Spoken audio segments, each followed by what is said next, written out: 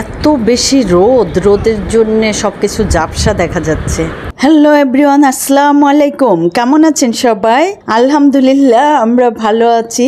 আর একটার পর একটা যদি বিয়ে প্রোগ্রাম থাকে তাইলে কে না ভালো থাকে বলেন।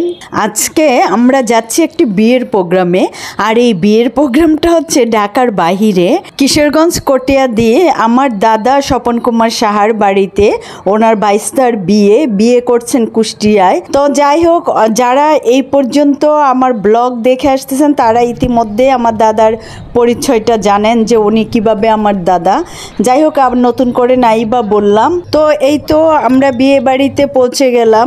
আমরা গাড়ি থেকে নেমে গেলাম, আর স্পন্দনের বাবা গাড়িটা জায়গা মতো পার্ক করে নিচ্ছে, পার্ক করে চলে আসবে।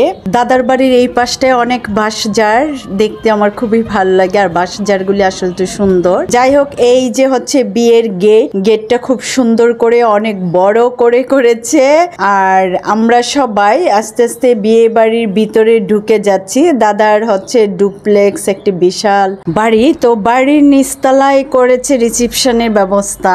তো আমরা চিন্তা করলাম যে আগে বর কনেকে দেখে নেই, তারপরে হচ্ছে খাওয়া দাওয়ার পর্ব চালিয়ে যাব। তো চলে আসলাম আমরা বর কনেকে দেখার জন্যে। এই তো আমাদের সেই বর কনে, মাশাল্লাহ দুজনকে খুব মানিয়েছে, খুবই কিউট, খুবই হ্যাপি কাপল তারা। খুবই ভালো লাগছে দুজনকে, যদিও অনেক দূরে বিয়ে করছে, কোথায় কুষ্টিয়া আর কোথায় হচ্ছে কিশোরগঞ্জ। কিছুই করার নাই, সৃষ্টিকর্তা যেখানে জোড়া লিখে রেখেছে সেখানে তো হবেই। তো বরকনের সঙ্গে দেখা করে আমরা চলে আসলাম দাদার দোতলার, দাদার ড্রয়িং রুমে যাচ্ছি।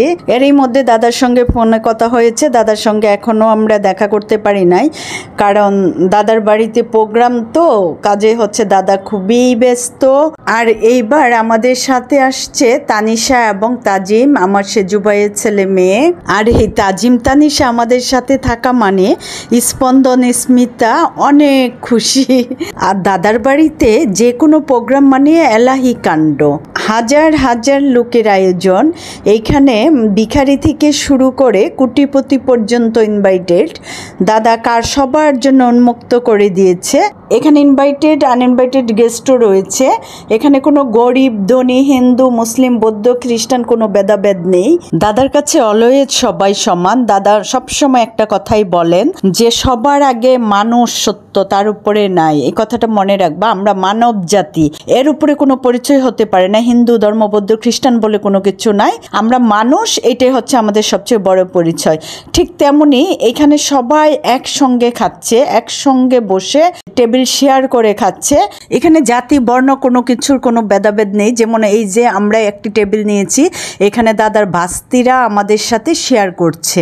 বাবুর্চিরা এদিকে একদিকে রান্না করছে, আরেক দিকে হচ্ছে মানুষকে খাওয়াচ্ছে। কোনো কিছু কমতি নেই, যা পারে।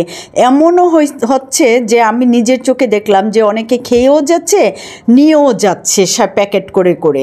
অতীতে আমার অনেক ভিডিওতে দাদার পরিচয় দিলাম, আমি আগেই বলেছি, এখন নাই বা বললাম, জাস্ট একটু বলি যে কিছু মানুষ থাকে না যে যার কাছে আসলে, যার কথা শুনলে এমনি মনটা শান্ত হয়ে যায়, অশান্ত মন। ঠিক দাদা হচ্ছে সেই রকম। আমি যখনই কিশোরগঞ্জ আসি তখনই তো দাদার সঙ্গে লাঞ্চ করি, দাদার সাথে দেখা করি, কিংবা ইভিনিং স্ন্যাক্সটা শেয়ার করি। দাদার কাছে আসলে, দাদার কথা শুনলে আমার মনটা এমনি মনে হয় যে খুব ভালো হয়ে যায়। তো এই তো খাওয়া দাওয়া শেষ করে আমরা চলে আসলাম পান খাওয়ার জন্যে। বিয়ে বাড়ির পান তো অন্যরকম মজা, মিষ্টি জর্দা দিয়ে। আর এই পানটা কেন জানি খুবই টেস্ট ছিল, যার ফলে আমরা খেয়েছি এবং নিয়েছি অনেকগুলি। ফার্স্ট আমি ওদের থেকে একটি পান খেলাম, খাওয়ার পরে আমার ভালো লাগছে। তখন আমি বললাম যে আপনাদের পানটা মজা, আমি কয়েকটা নিয়ে নিব, আমাকে দেওয়া যাবে? সঙ্গে সঙ্গে ও অনেকগুলি প্যাক করে দিয়ে দিছে। একবারও নিষেধ করে না, যা অন্য বিয়ে বাড়িতে সাধারণত নিষেধ করে, একবারে বেশি দিতে চায় না।